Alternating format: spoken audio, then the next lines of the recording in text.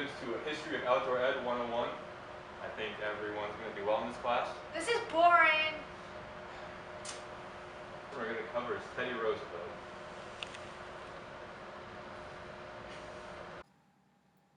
Theodore Roosevelt was born in 1858 and became the youngest United States president at the age of 43.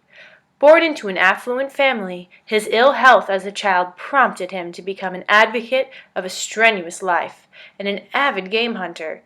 Roosevelt was homeschooled until he entered Harvard at the young age of 18. While at Harvard, Roosevelt was very involved. Roosevelt graduated Phi Beta Kappa from Harvard in 1880. He loved reading and learning new things. He then went on to Columbia to study law. Once he got to Columbia, he decided he didn't like what he was doing, and instead of studying, started writing a book on the War of 1812. Although he didn't finish law school, his life would soon set him on a path down a road that would change our country forever. The conservation legacy of Theodore Roosevelt is found in the 230 million acres of public lands he helped establish during his presidency. Much of that land, 150 million acres worth, was set aside as national forests. Roosevelt created the present-day USFS in 1905, an organization within the Department of Agriculture. The idea was to conserve forests for continued use.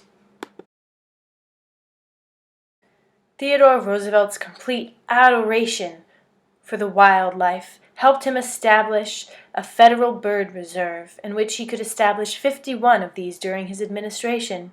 These reserves would later become today's National Wildlife Refuges, managed by the United States Fish and Wildlife Service.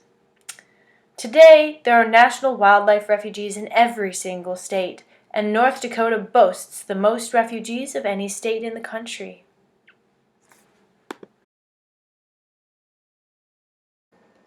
During Roosevelt's administration, the national park system grew substantially. When the National Park Service was created in 1916, 7 years after Roosevelt left office, there were 35 sites to be managed by the new organization, and Roosevelt helped create 23 of them.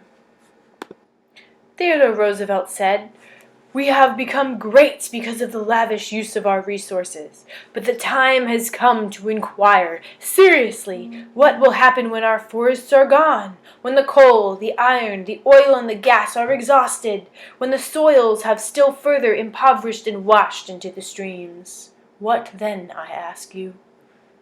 We have a lot to thank Teddy Roosevelt for in the realm of outdoor education in our early beginnings.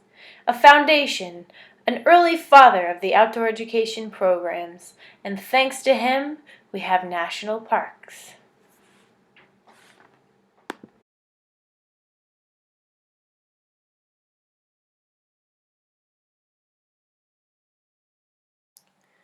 Dr. Julian Smith was uniquely prepared and situated to become the national director of the Outdoor Education Project. His experiential background in educational leadership positions included 14 years as a secondary school principal and 11 years in the Michigan State Department of Public Instruction. Some of his professional experience included National Education Association, the Society of State Directors of Health, physical education, along with recreation. All of these roles have prepared him well for the national leadership position. His academic background and educational experience qualified Dr. Smith for a faculty administration position in higher education. His proximity to Michigan State University facilitated an establishment, the Outdoor Education Project, with the academic setting of MSU.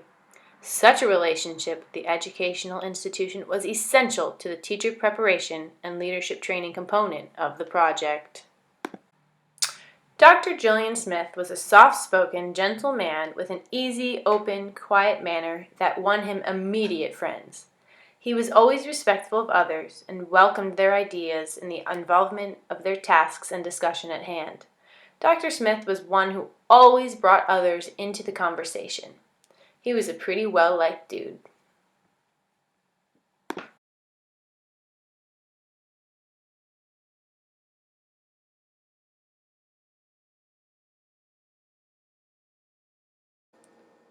It was obvious that Dr. Smith had a deep appreciation and love for the outdoors, far greater than many other in his time. He understood on a personal level the relationship of man to his natural environment. He was truly at home in natural settings, and as an educator, he knew the unique value of education in the outdoors. He wanted to spread his passion as far as he could, teaching others the same appreciation that he had himself.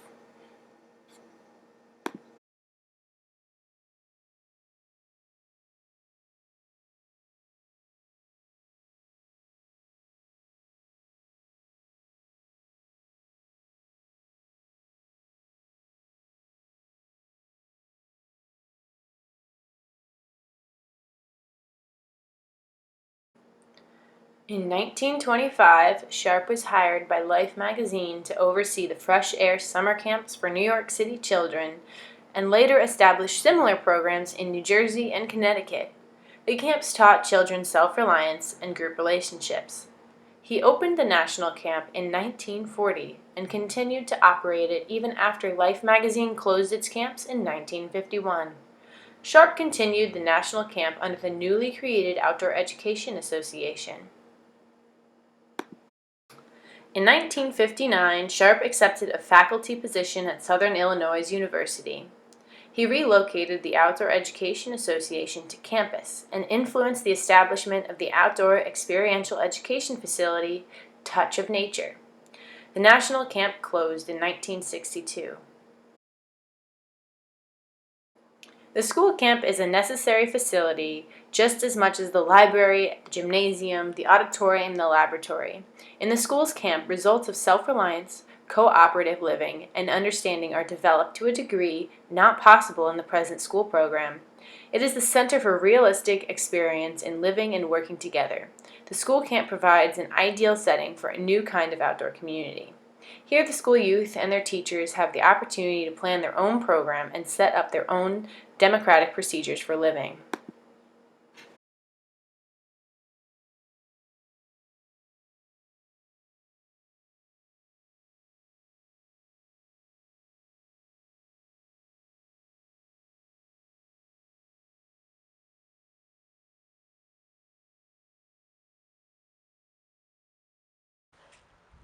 All right, go.